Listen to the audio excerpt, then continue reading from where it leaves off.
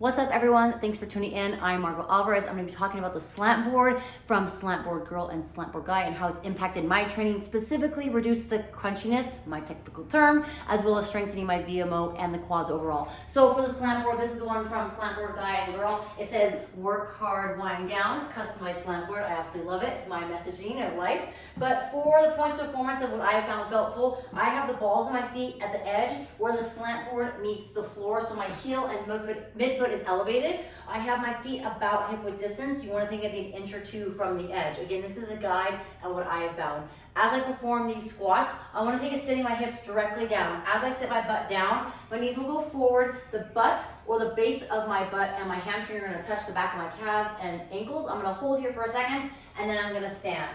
As I perform these repetitions, I hold for a slight second at the bottom, and then I stand up. The focus here is also to keep the torso nice and tall and elevated. If you're just starting out, I recommend starting with 5 repetitions for about 5 sets. When I first started, I started with just my body weight, no external load like a dumbbell or kettlebell. I did my 5 reps, then I did that 5 sets.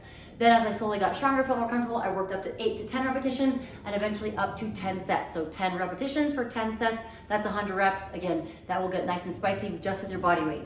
If you're just starting out, highly encourage that. If you get more experience, you can add load. Eventually, I added a 35-pound dumbbell as I used as a goblet squat hold and incorporated that into my squats. Now again, just to recap the points of performance that I have found beneficial for me, like I said, it reduced the crunchiness, helped strengthen my VMO and my quads overall. These are my points of performance that I recommend. Balls of the feet at the edge of the slant board where it meets the floor, about 1 inch or 2 from the edge.